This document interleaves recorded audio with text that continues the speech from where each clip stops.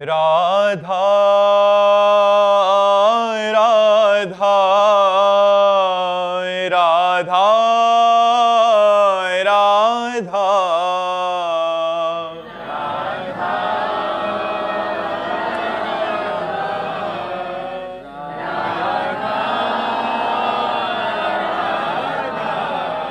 हाय राधा राधा राधा राधा राधा राधा राधा राधा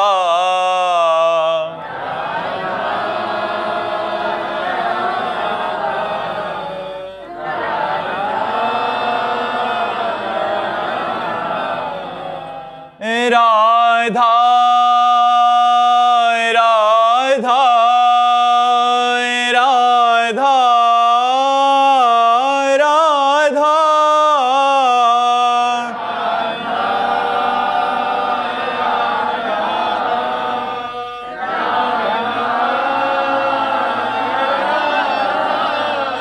हाय राधा राधा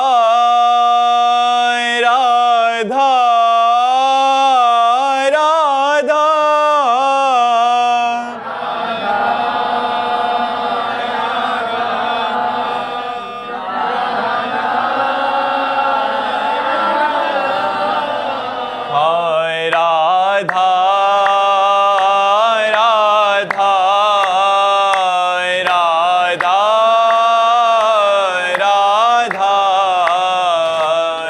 राधा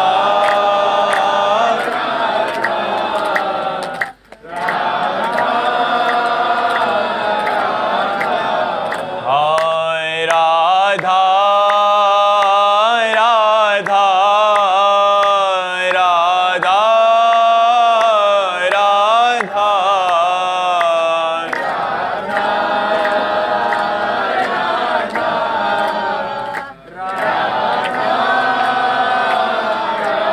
श्री राधा वल्लभ लाल की, समस्त संत हरि भक्तन की, श्री वृंदावन धाम की, सद्गुरुदेव भगवान की।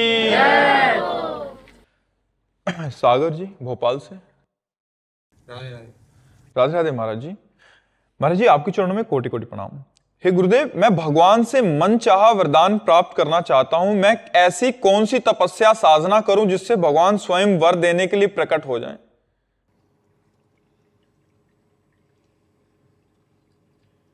बड़ी अच्छी बात है। अर्थार्थी भी भक्त कहे गए हैं, भगवान ने कहा है। पहली बात तो ब्रह्मचर्य से रहो, दूसरी बात पवित्र आहार करो, वो भी अल्पाहार जिससे प्राण पोषण हो जाए, और निरंतर नाम जप करो, जो चाहोगे हो जाएगा। किसी की निंदा न करो, किसी की निंदा मत सुनो, अल्पाहार करो और ब्रह्मचर्य से रहो और निरंतर नाम जप करो। करके देखो, जो चाहोगे प्राप्त हो जाएगा। लेकिन खिलवाड़ नहीं कर पाना, कर लो। भगवान को साक्षात्कार करना खिलवाड़ नहीं, करके दिखाओ। ब्रह्मचर्य किसी भी तरह से खंडित नहीं होना चाहिए, वाणी में मौन, किसी की निंदा स्तुति नहीं होनी चाहिए, निरंतर नाम जप और अल्पाहार। भगवान की शरण में होके करो। मनुष्य शरीर मिला है, बहुत अच्छी बात है, बहुत अच्छी बात है, लगो ऐसा, ठीक है। निरंतर नाम जप करो, अल्पाहार करो, संयम से रहो, तब आप आगे बढ़ पाओगे परमात्मा में। कितने दिन लगेंगे? जब तक भगवान न प्रकट हो। वो तो तुम्हारे पहले पाप नष्ट होंगे, हृदय पवित्र होगा। आप कितने जन्मों का कितना पाप का हिसाब है, वो तो जपते रहो। जब तुम्हारा पाप नष्ट हो जाएगा तब प्रकाशित हो जाएंगे भगवान। जब तक भगवान न प्रकट हो तब तक करते रहो, निरंतर नाम जप करते हो। जन्म जन्म मुनि यतन करा ही तुम्हें, तो एक ही जन्म की बात है। तो जन्म जन्म मुनि लोग यतन करते हैं, तब उस परमात्मा तत्व को प्राप्त कर पाते हैं। करो ऐसा, ठीक है। मर्जी इन्होंने लिखा मन चाहा वरदान, तो मन ही मर गया तब तो फिर मन ही मर गया तो नहीं। जैसे ध्रुव जी ने अटल पदवी की चाह की तो भगवान ने अटल पदवी दी, उनको अटल पदवी दी। तो अगर चाह करके चलोगे तो भगवान चाह पूरी, वो चाह तुम्हारी बनी रहेगी। जब भगवान मिलेंगे तब वो चाह नष्ट हो जाएगी, तो भगवान उसे पूरी कर देंगे नष्ट होने पर भी। हाँ, पूरी कर देंगे। विभीषण जी कह रहे हैं भगवान से कि अब नहीं चाहिए, तो भगवान कह रहे पहले तो चाह की थी, तो कह रहे हाँ, उर्कच प्रथम वासना रही, पहले वासना थी, अब प्रभुपद सरित आपके प्रेम रूपी चरणों का दर्शन करके वो सब बह गई, अब नहीं। पर भगवान ने कहा नहीं, एक कल्प तक लंका का राज्य स्वीकार करो। ये जो चाह करोगे हर इच्छा कछु दुर्लभ नहीं, भगवान की कृपा प्रसाद से सब पूर्ण हो जाएगा। तो लगो, हम तो ये बहुत अच्छी बात है, भगवान में लग करके वरदान चाहते हो। क्या वरदान चाहते हो? महाराज जी वो चक्रवर्ती राजा बन। अब खैर चक्रवर्ती तो नहीं रह गया है, चक्रवर्ती रह ही नहीं गया है। चक्रवर्ती का मतलब होता है जहाँ से सूर्य उदय होता है जहाँ तक अंत होता है। अब तो कलयुग में चक्रवर्ती रह ही नहीं गया है, अब तो जो सतयुग आएगा उसमें बन जाए।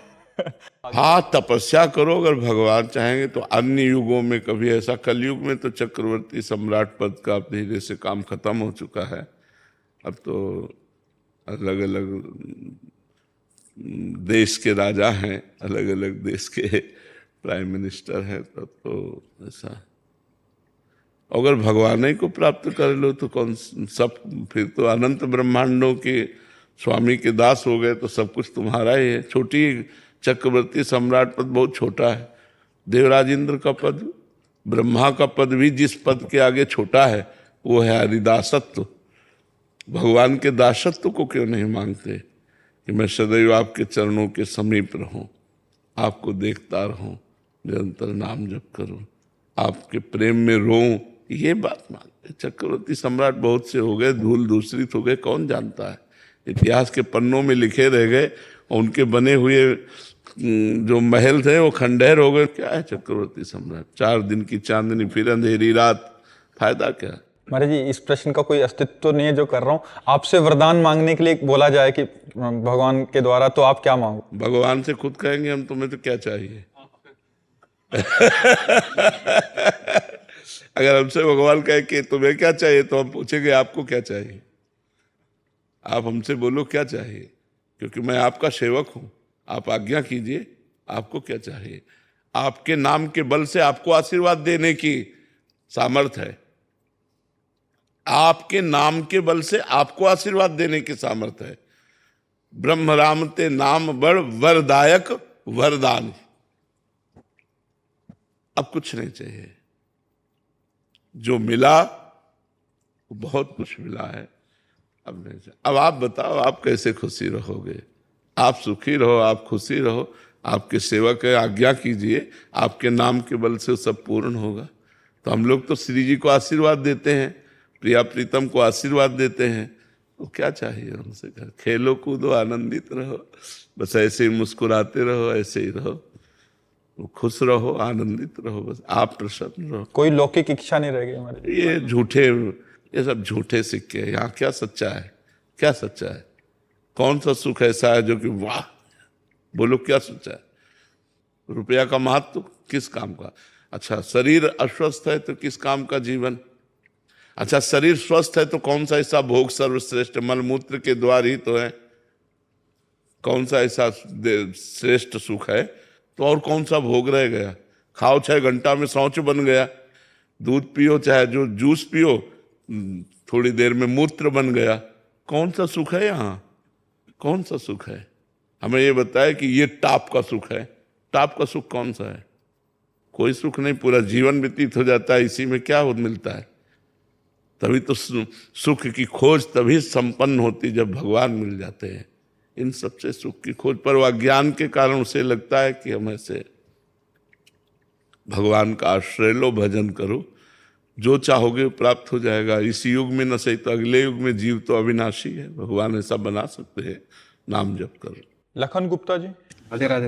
राधे राधे महाराज जी, आपके चरणों में कोटि कोटि प्रणाम।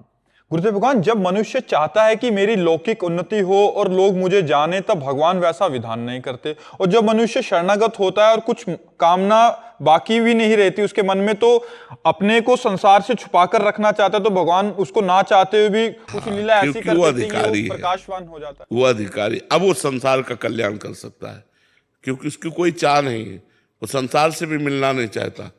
अब जो मिलना नहीं चाहता है उससे मिलाते हैं, मिलो और जगत का कल्याण करो, और सारा वैभव सुख सुविधाएं उसके चरणों में फेंक देते हैं, और उसको चाहिए नहीं।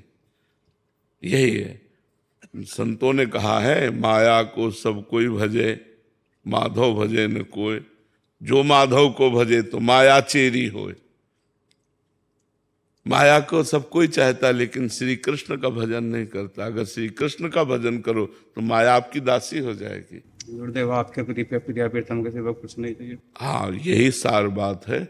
खूब नाम जप करो, खूब भगवान का नाम जप करो, वाणी गायन करो, लीला चरित्र सुनो, संतों का संग करो, परोपकार करो। इसी से प्रभु प्रसन्न हो जाते हैं, इसी से प्रभु मिल जाते हैं। नाम जप में खूब रति करो, अधिक से अधिक मौन रहकर नाम जप करो। नाम जप से सब कुछ प्राप्त हो जाएगा, जो चाहोगे प्राप्त हो जाएगा। किसी से बात करने का मन नहीं। हाँ, ये भजन का फल है। भजन जैसे जैसे बढ़ेगा ना, वैसे वैसे बात करने का मन नहीं होगा। तो ऐसे ही जो कर्तव्य कर्म मिले हैं उनको करो, उदासीन होकर करो, ममता रहित होकर करो। यही बड़े बड़े महापुरुषों ने किया है कि रति नहीं है पर कर्तव्य कर्म है तो उसको करना है, तो ऐसे करो और खूब नाम जप करो। कौशिक जी, आचार्य, राजस्थान। राधे राधे महाराज जी। महाराज जी, माया क्या है?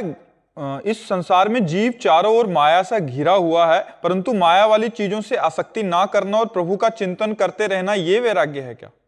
या मतलब सब कुछ छोड़ देना, त्याग कर देना? माया को गोस्वामी तुलसीदास जी ने लिखा है, मैं अरु मोर तोर तय माया, जेहि बस कीन्हे जीव निकाया।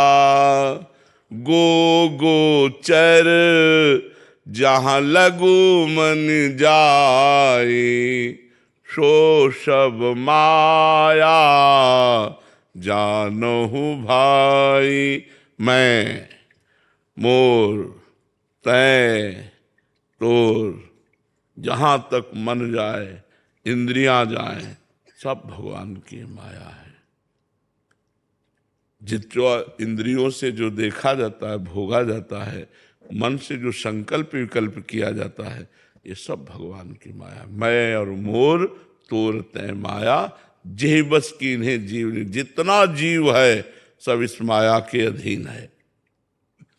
अब जब तक मायापति भगवान का भजन नहीं होगा, तब तक इस माया से कोई छूट नहीं सकता।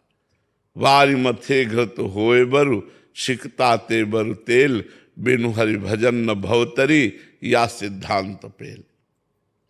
बिना भगवान के भजन के इस माया से तरा नहीं जा सकता। गीता में भगवान ने कहा है, दैवी हेषा गुणमयी मम माया दुरत्तया, मामेव ये प्रपद्यन्ते माया में ताम तरन्ति ते।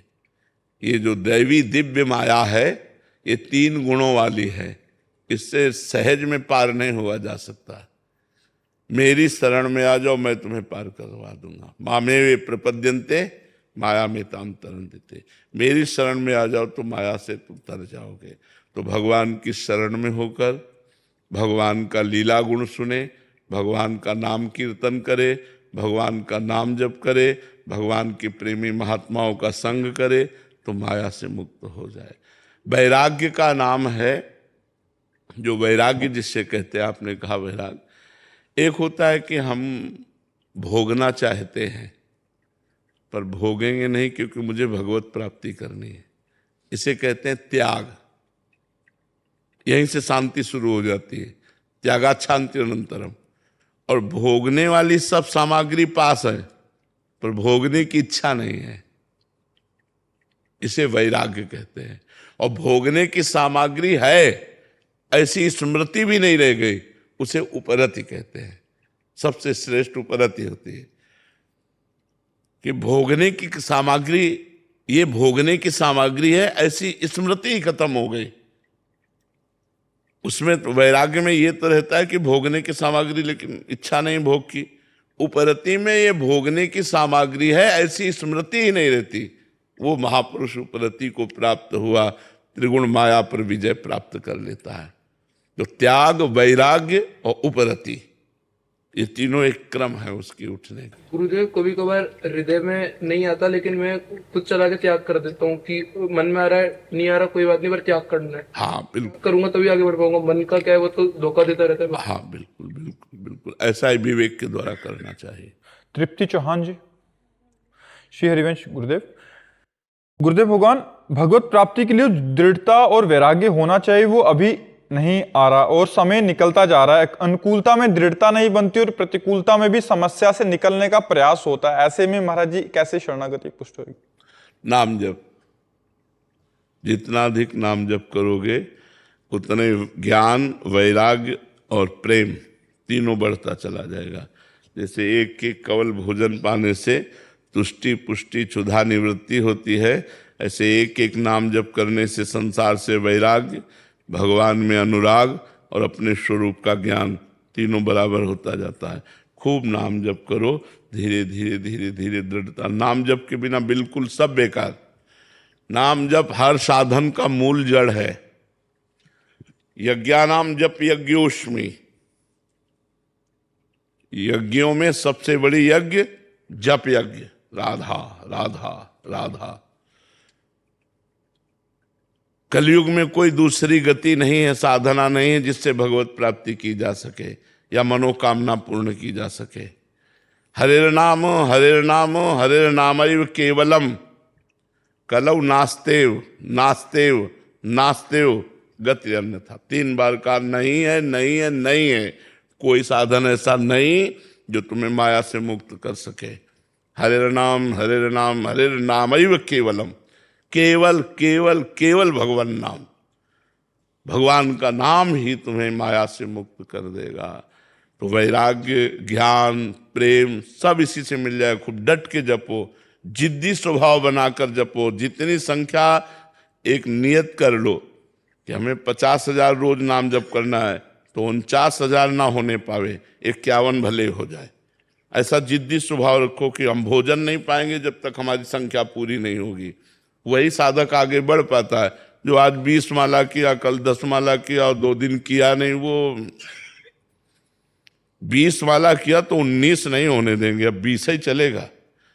अगर हमारा शाम तक नहीं पूरा हुआ तो हम भोजन तभी पाएंगे रात्रि में, जब हम 20 माला कर लेंगे। ऐसा जिद्दी स्वभाव नियम में दृढ़, तो फिर हम माया से पार पा जाते। भजन करो, भजन से ही पार होगा। राहुल दत्त जी, न्यूयॉर्क से।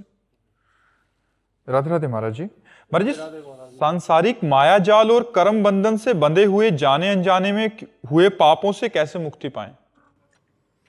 भगवान का आश्रय। भगवान कहते हैं सर्वधर्मान परित्यज्य मामेकम शरणम ब्रज, अहम त्वाम सर्व पापेभ्यो मोक्षयिष्यामि मा शुचा। तुम मेरी शरण में आ जाओ, मैं तुम्हें सारे पापों से मुक्त कर दूंगा। भगवान सच्चिदानंद प्रभु की शरण में लेकर नाम जप करते रहो। काउंटर रखते हो महाराज जी? यही रुद्राक्ष ये पहनना तो बाहर की बात है। सांप अंदर बैठा हुआ है, ऊपर से लाठी चलाओ, फर्क पड़ेगा? सांप बिल के अंदर बैठा हुआ है और ऊपर से लाठी चलाओ तो फर्क पड़ेगा क्या सांप के ऊपर? नहीं पड़ेगा ना। ऐसे विकार अंदर है, गले में नहीं है। विकार मन में है, और मन को मारने के लिए, मन को शुद्ध करने के लिए भगवान नाम जरूरी है, नाम जप जरूरी। काउंटर रखते हो? नहीं रखो ना। और एक गिनती से नाम जप करो, 10,000, 20,000, 25,000, 50,000 से राधा राधा। क्या नाम प्रिय है? हाँ, तो सांब सदाशिव, सांब सदाशिव। आज से जपना शुरू करो, सांब सदाशिव, सांब सदाशिव। ठीक है? पुनीत जी। राधे राधे महाराज। राधे राधे महाराज जी। महाराज जी, हम अपनी और दिल को एक दिशा में कैसे लाएं?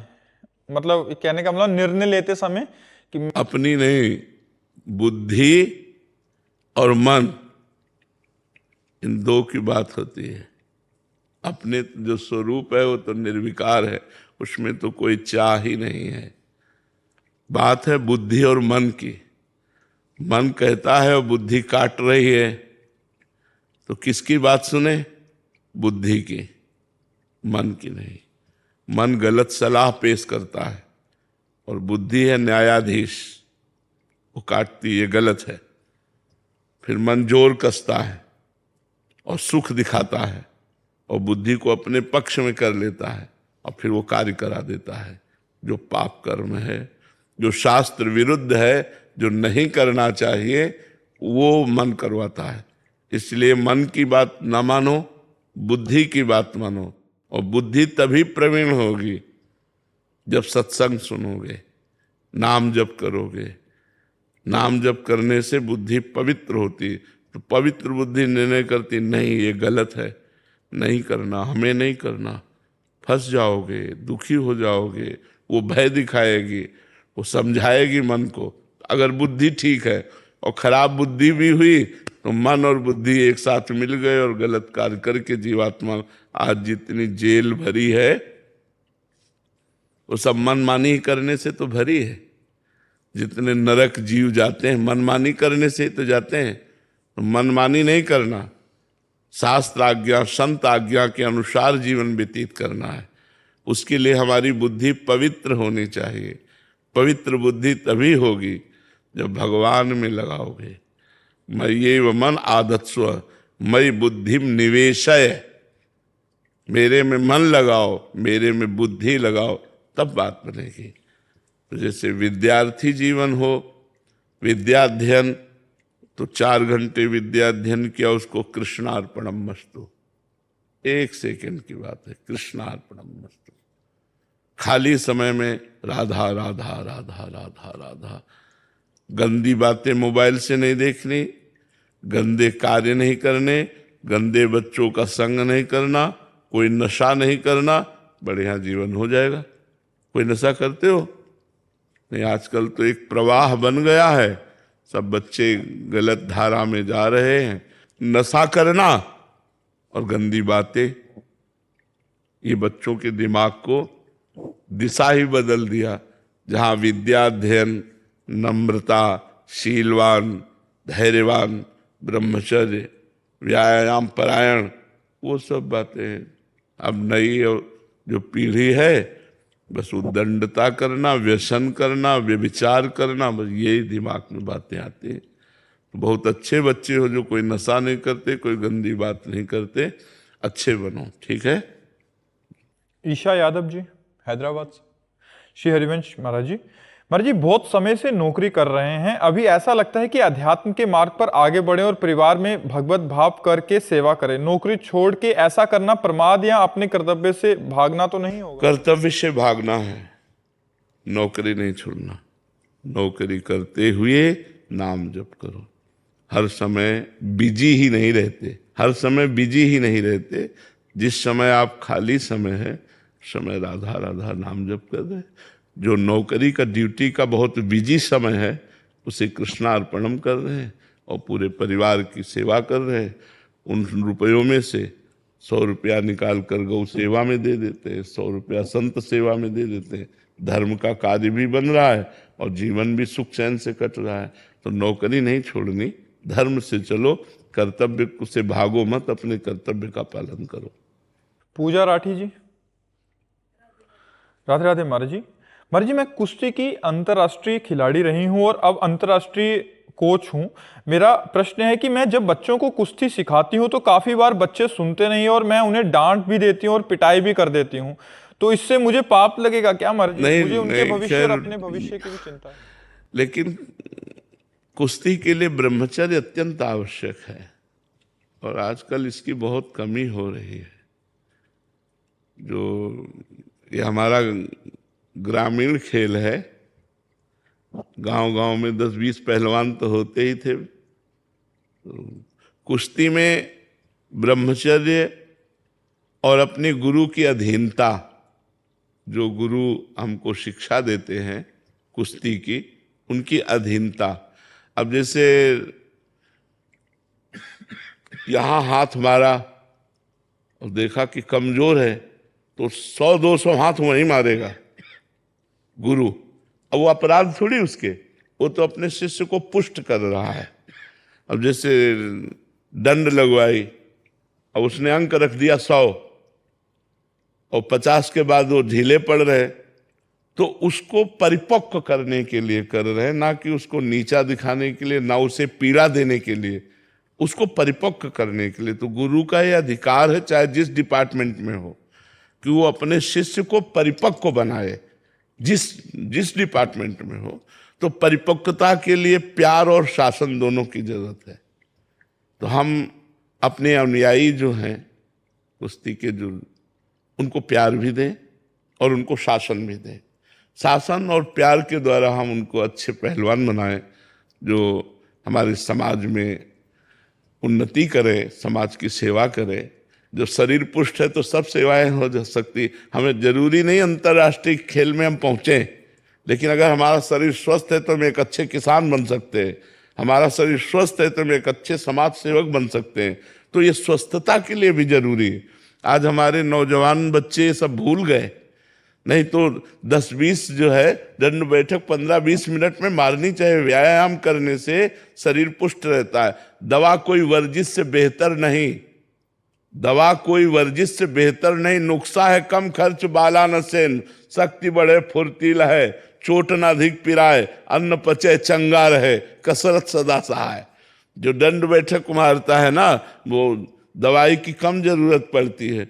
अब छोटी छोटी अवस्थाएं, high blood pressure, low blood pressure, sugar, ये वो, अभी दौड़ो 5 किलोमीटर, 100 दंड 100 बैठक मारो, और चाहे जितना भोजन खाओ, चाहे रबड़ी पी जाओ, सब पच जाएगा। अब ऐसे बैठे बैठे रबड़ी पियोगे तो लीवर खराब हो जाएगा। तो व्यायाम अत्यंत आवश्यक है। तो जरूरी नहीं है कि नौजवान बच्चे अंतर्राष्ट्रीय खेल में, अगर अपने घर में भी रहना तो सीखना चाहिए। हमें व्यायाम जरूर सीखना चाहिए, हमें दंड बैठक सीखना चाहिए कि कैसे करना है, कैसे रहना है। उससे शरीर स्वस्थ रहता है, अन्न पचता है और रोग कोई प्रभाव नहीं डाल पाता है। अगर चोट भी लग जाए तो सहने की सामर्थ्य रहती है। तो आप जरूर कीजिए, ये कोई अपराध नहीं है, क्योंकि उनको हम परिपक्व करना चाहते हैं। आयुष जी। श्री हरिवंश बाबा। श्री हरिवंश महाराज जी। महाराज जी, अगर कोई साधक 84 जी का पाठ कर उसे जगत मंगल के लिए समर्पित करे तो क्या सबको भगवत प्राप्ति हो जाएगी? नहीं,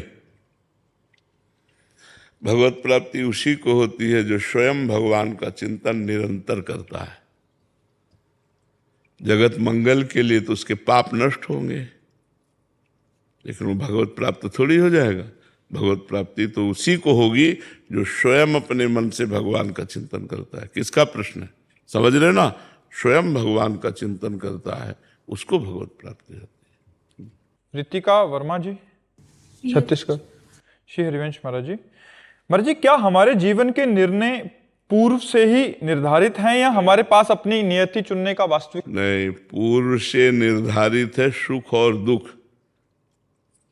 पूर्व से जो पाप कर्म का फल होता है दुख, पुण्य कर्म का फल होता है सुख।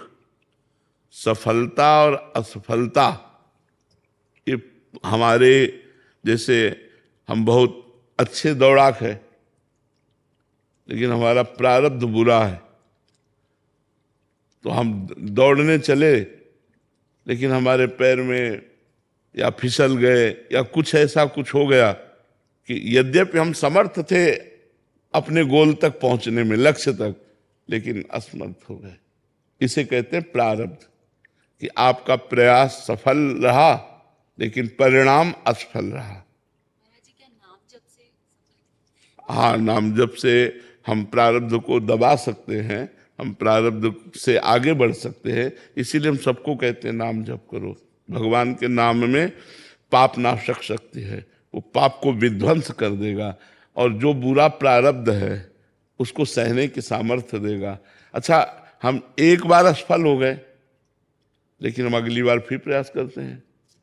हर बार प्रारब्ध थोड़ी हमें गिराएगा। हम अगली बार क्रॉस करेंगे, अपने गोल तक पहुंचेंगे। तो हमें लक्ष्य पर दृढ़ रहना चाहिए और नाम जप करना चाहिए और जिद्दी स्वभाव होना चाहिए।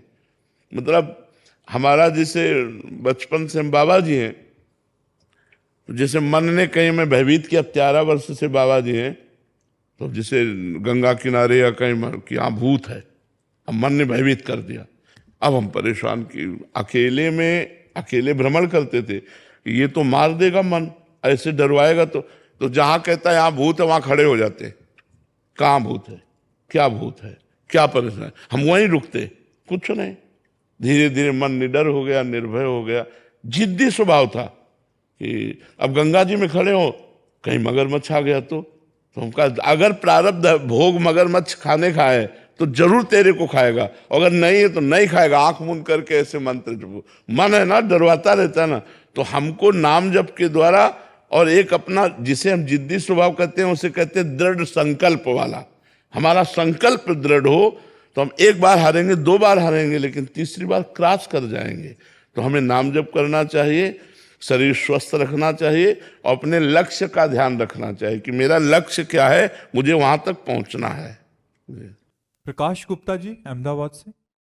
राधे राधे महाराज जी। महाराज जी, क्या विचार शून्यता विचारों के पूर्ण नाश की अवस्था है या उनके प्रभाव से मुक्त चेतना की स्थिति, या यदि ऐसी अवस्था संभव है तो उसे पाने का साधन क्या है? विचार शून्यता। विचार शून्यता तभी होगी पहले विचारों को शुद्ध करें, अशुद्ध विचारों का त्याग करके शुद्ध विचारों के द्वारा शास्त्र संतवाणी इसका मनन करें। जब ये लक्ष्य दृढ़ निश्चय हो जाए मनन के द्वारा कि मुझे भगवत प्राप्ति करनी है, मुझे मोक्ष प्राप्त करना है, तो अनन्य चिंतन करने लगे, अनन्य विचार रखे। वही विचार जैसे तरंग समुद्र में लीन हो जाती है तो तरंग नाम नहीं रह जाता, ऐसे तुम जिसे विचार कहते हो उसे वृत्ति कहते हैं। शास्त्रीय भाषा में वृत्ति का लय हो गया। जब देह भाव गया तो कोई कामना नहीं, कोई वासना नहीं, कोई अन्य चिंतन नहीं, तो वृत्तियां जाएंगी तो कहाँ जाएंगी? तो वृत्तियां उसी परमात्मा में लय हो गई, जिसे विचार शून्यता कहते हैं। विचार शून्यता ये जीवन मुक्त स्थिति है। ये तभी आती है जब गुरुजनों के चरणों का आश्रय लेकर संतवाणी, गुरुवाणी और अन्य शास्त्रों का स्वाध्याय किया जाए, श्रवण किया जाए, मनन किया जाए, निश्चय किया जाए कि वास्तविक परम सुख परमात्म सुख है, और निरंतर भगवत चिंतन किया जाए। चिंतन करते करते वृत्तियां लय हो जाती हैं। जैसे समुद्र में तरंग लय हो गई तो न तरंग रूप बचा न नाम, ऐसे ही हमारा मन, हमारी बुद्धि, हमारा चित्त, हमारा अहम ऐसे समर्पित हो जाता है कि ना मन बचा ना उसका स्वरूप। अब वो परमात्म स्वरूप मन हो गया, परमात्म स्वरूप बुद्धि हो गई, परमात्म स्वरूप चित्त हो गया, परमात्म स्वरूप अहम हो गया, अंतःकरण चतुष्टय परमात्मा में बन गया। अब विचार शून्य हो गया। इसे ही जीवन मुक्त अवस्था कहते हैं। ये थोड़ा कठिन है पर असंभव नहीं। यदि पूरे जीवन को लगाकर यह लाभ प्राप्त करना चाहे तो अवश्य प्राप्त कर सकता है कठिन, असंभव नहीं है। समझ में आई बात? योगेश ईश्वर जी। महाराज जी, जब मैं का भाव लुप्त हो जाता है, मैं ही नहीं रहता, तब भक्ति किसकी होती है? स्वयं की, अपनी आत्मा की। जब मैं अंतःकरण का लुप्त हो जाता है तो शुद्ध जो आत्म स्वरूप है उसमें जीव स्थित होता है ज्ञान, और शुद्ध आत्म स्वरूप भगवान में पूर्ण रति हो गई, पूरा मन बुद्धि उन्हीं में लय हो गया, तो सिर्फ भगवान ही हृदय में रहते हैं। हृदय रूपी निकुंज में प्रिया प्रीतम विराजमान होते हैं। मैं प्रिया प्रीतम में लय हो गया। अब उसका मन प्रिया प्रीतम, बुद्धि प्रिया प्रीतम, चित्त प्रिया प्रीतम, अहम प्रिया प्रीतम। यदि मलिन अहंकार भगवत चरणारविंद में लगे तो मैं खत्म हो जाता है, और मैं खत्म होकर अब उसके अंदर जो चेष्टा होती है, चूंकि पहले जीव अहंकार युक्त मैं से चेष्टा करता है, और जब वो सिद्ध पुरुष हो जाता है तो भगवान उसके हृदय में बैठकर चेष्टा कराते हैं, भगवान बोलते हैं, भगवान क्रिया कराते हैं। साधारण से साधारण और असाधारण से असाधारण सब क्रियाएं उस महापुरुष से होती हैं, लेकिन वो स्वयं करता नहीं होता, वो भगवान कराते। यंत्रारूढ़ानी, जैसे यंत्र में आरूढ़ हो कठपुतली तो अपने आप वो नाचती, उसमें कोई दम नहीं। जैसा यंत्री नचाता है वैसा वो यंत्र नाचता है। उमादार जोशित की नाई सबही नचावत राम गोसाई। तो मैं नष्ट हो जाने पर फिर भगवत सत्ता जागृत हो जाती है। और देखो, जो जमीन किसी के नामे नहीं होती वो सरकारी हो जाती कि नहीं हो जाती? अपने आप हो जाएगी कि नहीं हो जाएगी सरकारी? वो सरकारी जमीन है। तो जिसमें अहंकार खत्म हो जाता है वो सरकारी हृदय हो जाता है, वो भगवान का हो जाता है। उसमें भगवान जागृत हो जाते हैं और अपना साम्राज्य फैला देते हैं। तो उसकी वाणी, उसकी चेष्टाएं लोगों को लुभायमान कर लेती है, क्योंकि अब वो लोग नहीं, अब वो व्यक्ति नहीं, अब वो स्वयं भगवान उसके हृदय में बैठ करके करते हैं। तो जब अहम नष्ट हो जाता है तो बहुत जगत मंगल होता है उसके द्वारा, बहुत भगवान की कृपा बरसती है और बहुत सुंदर भक्ति होती है। अहम शून्य भक्ति ही तो भगवत प्रेम प्रदान करती है। मैं का विस्मरण हो गया, यही भक्ति की ऊंचाई है।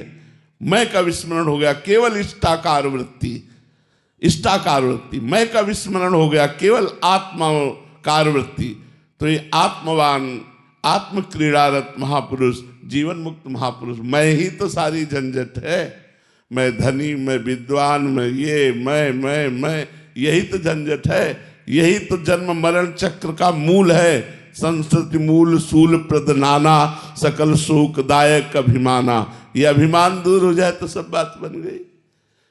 फिर तो बहुत अच्छी भक्ति होती बच्चा, जब अभिमान दूर हो जाए। अभिमान युक्त भक्ति स्वादिष्ट नहीं होती, और जब अभिमान नष्ट हो जाता है तो वो रस आता है जो वाणी के द्वारा वर्णन ही नहीं किया जाता।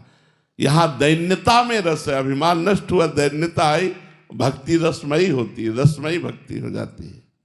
समझ पा रहे हो? सागर शर्मा जी बिहार से। राधे राधे महाराज जी। महाराज जी, चेतना क्या है और चेतना का क्या स्वरूप है? चेतना परमात्मा स्वरूप है और संपूर्ण चराचर जड़ जगत को जो चैतन्य किए हुए है, एक ही चेतना है, सब में व्याप्त है। जैसे हाइलोजन, हीटर, फ्रिज, एसी, मशीनें और बहुत से यंत्र, उनसे प्रभाव अलग अलग निकल रहा है। हीटर गर्मी फेंक रहा है, एसी ठंडी हवा फेंक रही, हाइलोजन लाइट दे रहा है, मशीनें पानी निकाल रही, फैक्ट्रियां चला रही। लेकिन बिजली तो एक है ना। यंत्र अनेक है और उनका प्रभाव अनेक है, लेकिन उनमें बिजली एक है। ऐसे ही पापी पुण्यात्मा जितना भी जगत है जड़ आदि, इसमें एक ही पावर चल रहा है, एक ही बिजली है, वो है परमात्मा परब्रह्म। उसी का ये चेतन है। ईश्वर अंश, जीव अविनाशी, चेतन अमल, सहज सुख राशि। सहज सुख राशि भगवान का चैतन्य घन जो आत्म स्वरूप है, वही हमारा स्वरूप है। हम वही चैतन्य हैं और उसका संपूर्ण त्रिभुवन, ये कार्य देख लो, जड़ होते हुए, ये शरीर जड़ है, जड़ होते हुए भी सब कुछ हो रहा है उसी चैतन्य के प्रकाश से। जो जड़ चैतन्य सबको प्रकाशित कर रहा है, वही आत्मस्वरूप भगवान है। समझ पाए? ऋचिक झापड़िया जी ओडिशा से। राधे राधे महाराज जी। महाराज जी, सच्ची शरणागति की अवस्था में शिष्य की वास्तविक भूमिका क्या होनी चाहिए और साधक को ये कैसे अनुभूति हो कि वो सच्ची शरणागति की अवस्था में स्थित है? अजात पक्ष युमातरम खगा, यह है सच्ची शरणागति। जैसे घोंसले में बैठा हुआ पंछी का बच्चा जिसके अभी पंख नहीं निकले, वो केवल माँ की बाट जो होता है, जो दाना पानी मिलेगा वो माँ से। ऐसे जिसके अंदर एक भरोसो, एक बल, एक आस विश्वास, एक राम घनश्याम हित, चातक तुलसीदास। एकमात्र चातक की तरह केवल भगवान में हमारा भरोसा दृढ़ है, दृढ़ आसक्ति है। शरणागति की पूर्णता यहां होती है। मैं शरणागत हूं, ये भी विस्मरण हो गया। मैं शरणागत हूं, ये भी विस्मरण हो गया। केवल शरण्य, केवल शरण्य। ब्रह्म नहीं, माया नहीं, नहीं जीव नहीं काल, अपनी हूँ सुधिना रही, एक रहो नंदलाल। केवल भगवान, ये शरणागति की पूर्ण अवस्था है। केवल भगवदाकार वृत्ति, जीवत्व का नाश हो गया और भगवत स्वरूप में स्थित हो गया। केवल भगवदाकार वृत्ति शरणागत की स्थिति है। और क्या प्रश्न है? महाराज जी कि इसकी अनुभूति कैसे हो कि वो सच्ची शरणागति? साधन में चलो तो अनुभूति हो जाएगी। नवधा भक्ति करो, श्रवणम कीर्तनम स्मरणम विष्णुर्पाद सेवनम अर्चनम वंदनम दास्यम सख्य आत्मनिवेदनम। आत्मनिवेदन, समर्पण, ये नवधा भक्ति से होगा। साधना नवधा भक्ति है, सिद्धावस्था पूर्ण आत्मसमर्पण शरणागति है। साधन इसका नवधा भक्ति है। प्रीति राठी जी चेन्नई से। राधे राधे महाराज जी। महाराज जी हम सबसे मोह छोड़ चुके हैं मगर बच्चों से ममत्व और मोह नहीं छोड़ पा रहे। देखो ये सब बातें बनाने की बातें हैं, फिर हम कहेंगे बुरा न मानना। ये सब बातें बनाने की बातें हैं। जब मोह छूटेगा तो सर्वत्र से छूटेगा। ऐसा नहीं छूटता कि एक से छूटा दूसरे से लग गया। मोह छूटता है तो निर्मम अवस्था आती है। जब निर्मम अवस्था आती है तो चाहे अपना बेटा हो चाहे पराया बेटा उसके लिए समान होता है। इसीलिए तो महात्माओं को कहा गया वसुधैव कुटुंबकम, उदार चरिता नाम वसुधैव कुटुंबकम। इतना हृदय उदार हो जाता है, निर्मम हो जाता है कि पूरा संसार अपना परिवार लगता है। ये पूरा संसार अपना परिवार है और पूरे संसार को संत अपने घर वाले जैसे लगते हैं कि हमारे घर का जैसे कोई सदस्य हो, ऐसे प्राण प्रिय लगने लगते हैं संत जन। तो हमारी जो चित्त वृत्ति है वो भगवान में लगे पहले, तब मोह का नाश हो गया। क्योंकि सत्संग सुना, भगवत भजन शुरू कर दिया, शास्त्र स्वाध्याय शुरू कर दिया, अच्छे आचरण शुरू कर दिए, तो हमारे अंदर विवेक आ जाएगा। बिनु सत्संग विवेक न होए विवेक मोह भ्रम भागा। जब विवेक होगा तो मोह का नाश हो जाएगा। ये मेरे हैं, ये बना रहना मोह का अंकुरण है। ये मेरे हैं तो ये पराये हैं क्या? नहीं, सब मेरे हैं। कबीरा खड़ा बाजार में सबसे पूछत खैर, और ना काहू से दोस्ती ना काहू से बैर, समान स्थिति शत्रु मित्र समझानी। निर्मम महापुरुष की स्थिति ये होती है। तो मेरा मोह नष्ट हो गया, पहली ये बात तो गलत है। कोई नष्ट हो गया तो आप ही स्वीकार करती बेटे में है, तो बेटे में है, अपने शरीर में भी है। हम वही कहना चाहते हैं कि बड़े बड़े त्याग वैराग्य के मार्ग में चलने पर भी ये बना रहता है और शरीर की प्रियता बनी रहती। सब जगह छोड़ दिया तो अपने शरीर की प्रियता। जब शरीर की भी प्रियता का नाश हो जाए तो उसे मोह रहित कहते हैं, उसे मोह रहित कहते हैं। अभी जो है ये मोह नष्ट नहीं हुआ, इसलिए नाम जपो और सत्संग सुनो और भगवान से प्रार्थना करो कि हम भगवत भाव में आ जाएं कि मेरा बेटा भगवान का स्वरूप ही है, तो मोह का नाश हो जाएगा। नहीं, मोह मूल बहु सूल प्रद, त्याग हो तम अभिमान, भजहु राम रघुनायक कृपा सिंधु भगवान। ये मोह ही तो मूल है दुखों का। हम लोगों को जो फंसाए है ये मोह ही फंसाए है। मोह मूल बहु सूल प्रद, और मोह गए बिनु राम पद होई न दृढ़ अनुराग। बिना मोह का नाश हुए भगवान के चरणों में प्रेम नहीं होता, और बिना भगवान के चरणों का आश्रय लिए नाम जी कीर्तन नाम जप किए सत्संग किए विवेक नहीं होता। विवेक ही मोह का नाश करता है। आकाश जी यूएसए से। राधे राधे महाराज जी, आपके चरणों में कोटि कोटि प्रणाम। महाराज जी, जब किसी साधक को भगवत साक्षात्कार होता है तो क्या उसकी पूर्ण मुक्ति निश्चित हो जाती है, और क्या मन के विकार काम क्रोध पूरी तरह जड़ से खत्म हो जाते हैं या शरीर रहते तक बने रहते हैं? हाँ, बहुत ध्यान से सुनना तो समझ पाओगे। साधक जब साधना करता है तो उसके अंदर भोगों की चाह रहती है। भोग का सानिध्य प्राप्त होने पर गिरने के चांस रहते हैं। जब भगवत साक्षात्कार हो जाता है तब ये भोगाकर्षण खत्म हो जाता है। भोगाकर्षण नहीं होता। बिना स्वाद के वो भोजन पा रहा, उसे स्वाद का तात्पर्य नहीं रह गया।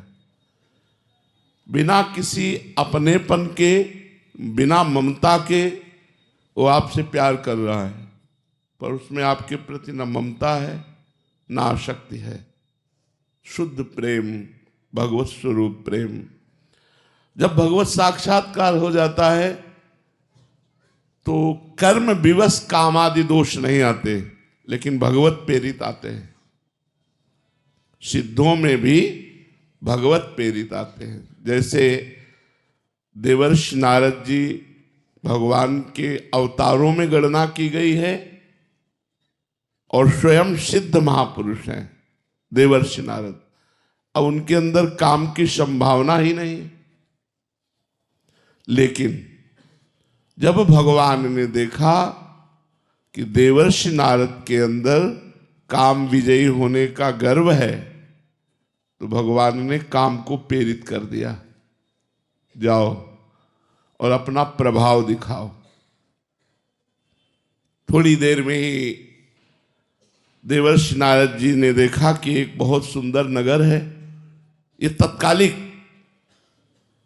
और वहां का जो नरेश है वो अपनी राजकुमारी का स्वयंवर कर रहा है। कौतुकोस पहुंच गए ऐसे। राजा ने देखा, साष्टांग दंडवत की आसन पर बैठाला। जब अर्चना वंदना हो गई तो अपने परिवार के जनों को प्रणाम करवाने की प्रक्रिया शुरू की। जब उस राजकुमारी के आने की बात, जिसका स्वयंवर था, जो ही देवर्षि नारद जी ने उसको देखा, काम पीड़ित हो गए। बड़ी बड़ी अप्सराओं को भी देखने पर जिनका मन कभी विचलित नहीं हो सकता, वो देवर्षि नारद जी सिद्ध महापुरुष, भगवत प्राप्त महापुरुष, जब चाहे तब भगवान को बुला ले, ऐसी स्थिति के महापुरुष, उनको काम व्याप्त हो गया।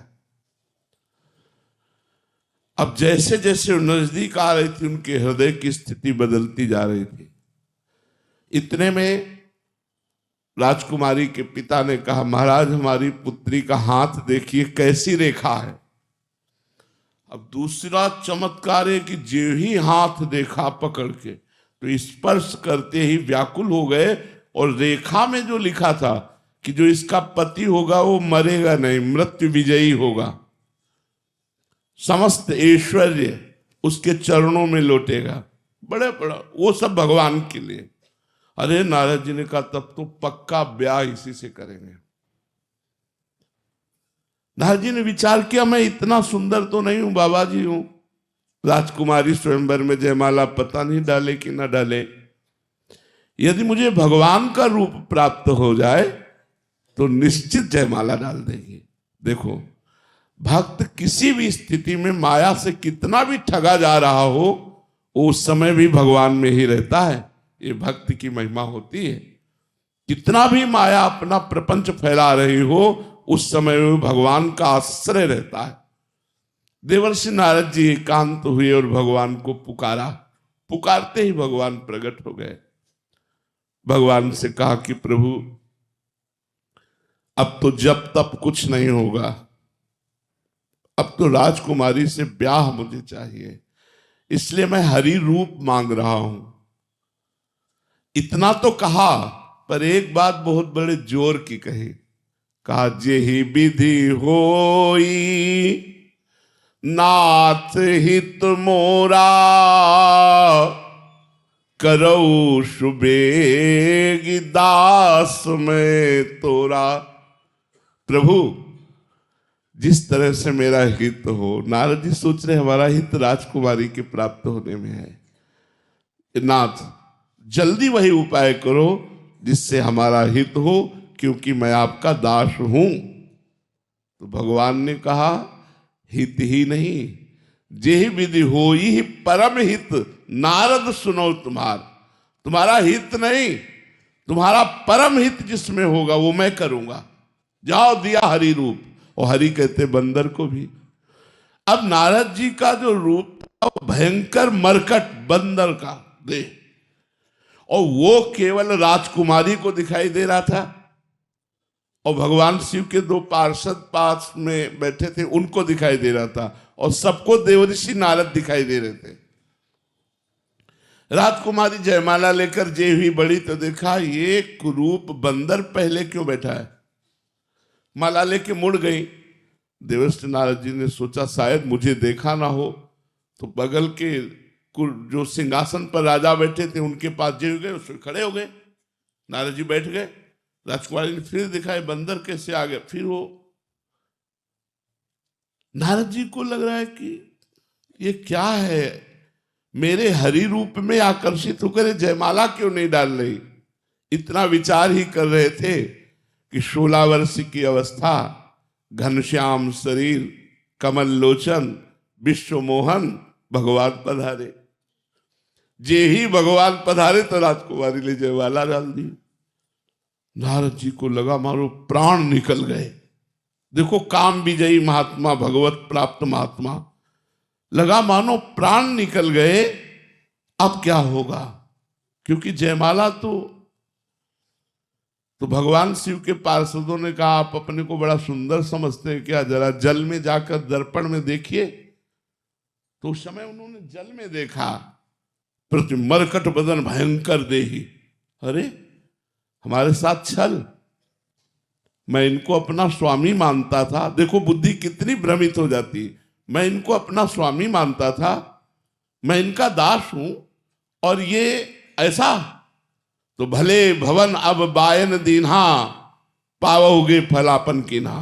आज पाला नारद से पड़ा है, तुम्हें दिखाऊंगा कि संत में कितनी सामर्थ्य होती है। और बड़े गुस्सा से वैकुंठ की तरफ चले तो रास्ते में ही मिल गए गलवैया दिए हुए राजकुमारी के, और देख के जल गए। कहा जाओ मैं साप देता हूं, जैसे मैं नारी के वियोग से दुखित हो रहा हूं, ऐसे तुम रोगे और दुखी होगे नारी के वियोग में। और जो मुझे बंदर की देही दी वही तुम्हारा सहयोग करेगी। जब साप दे दिया तब हरि माया दूर निवारी, तहा न रमा न राजकुमारी। जी भगवान ने माया हटाई तो न राजकुमारी जन लक्ष्मी जी कोई। अब देवर्षि नारद की बुद्धि शुद्ध हुई। अरे त्राहिमाम शरणागत प्रतिपाल को, ये प्रभु मैंने क्या किया, आपको शाप दे दिया। मम इच्छा कह दीन दयाला। भगवान ने कहा सब मेरी इच्छा से हुआ है, जाओ जपहु जाय शंकर सतनामा, होई हृदय तुरंत विश्रामा। क्योंकि भगवान शंकर की बात नहीं मानी थी। भगवान शंकर ने मना किया था कि अपने को काम विजयी मत समझो, और ये काम विजय की वार्ता भगवान से मत करना जाके।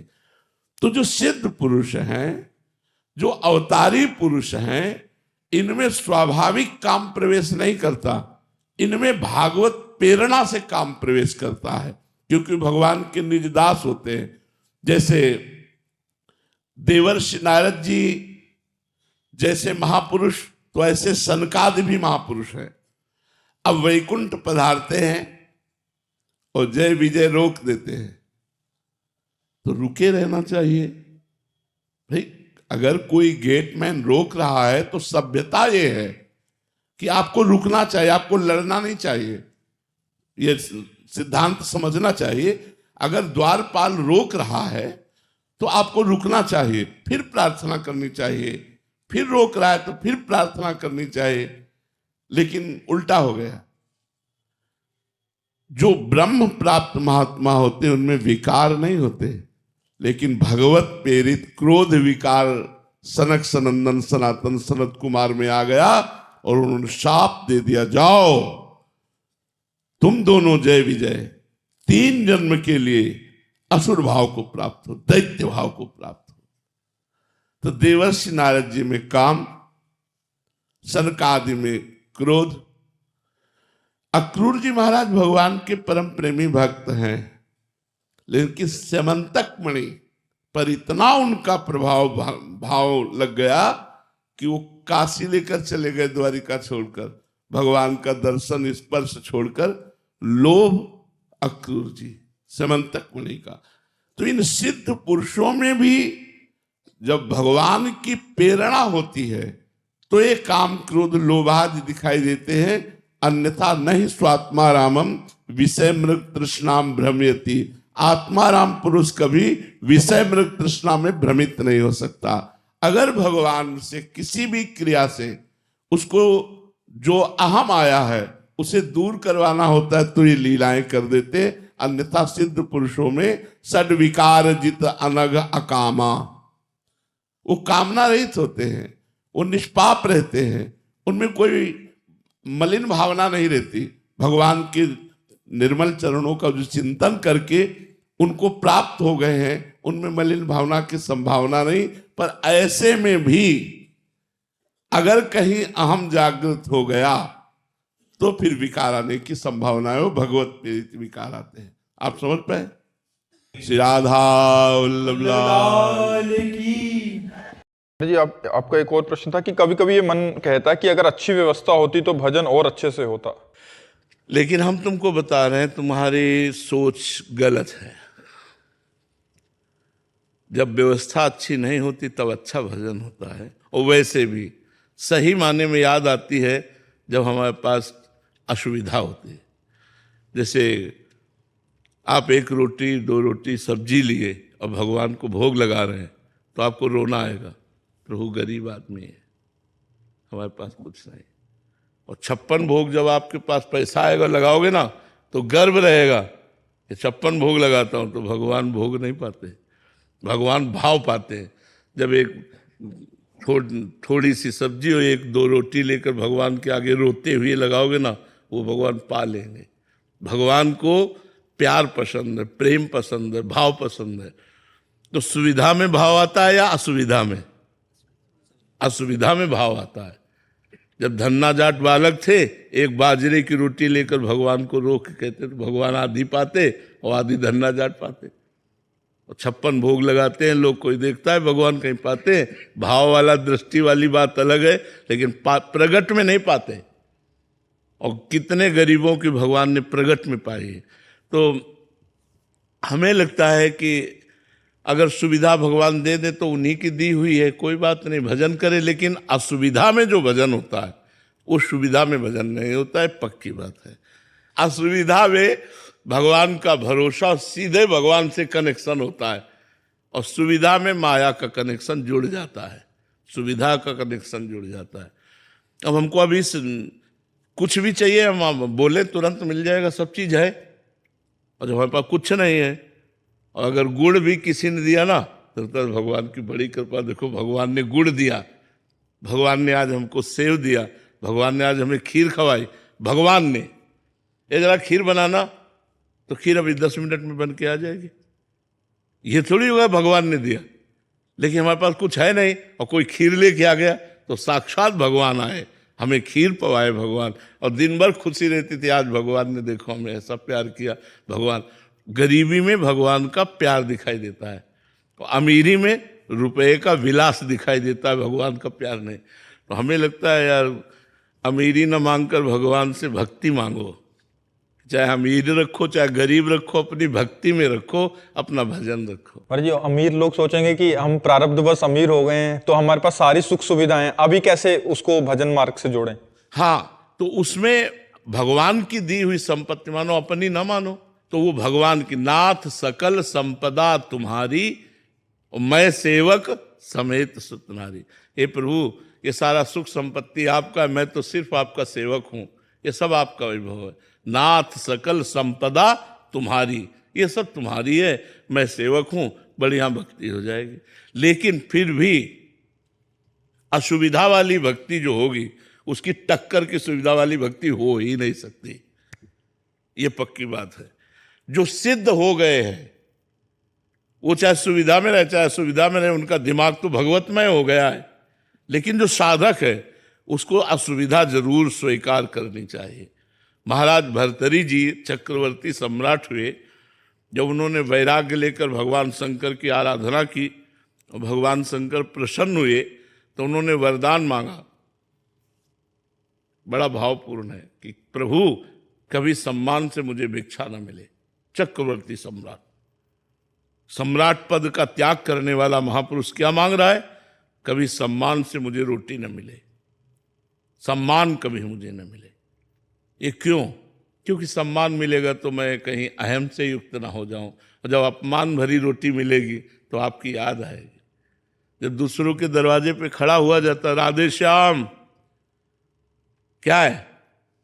कई मूड के आदमी होते हैं, क्या है? रोटी, रोटी कमा के रख गए रोटी, चल दिया सुबह से रोटी। अब सब हिरन हो गए लता हिरन हो गए। वो और ये मिलान नहीं हो सकता।